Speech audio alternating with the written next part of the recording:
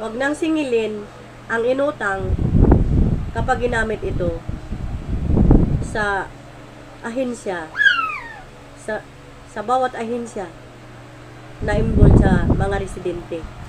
Katulad ng hospital, center, ulit-ulit na lang, 'di ba? Ang problema kapag hindi natin ito solusyonan.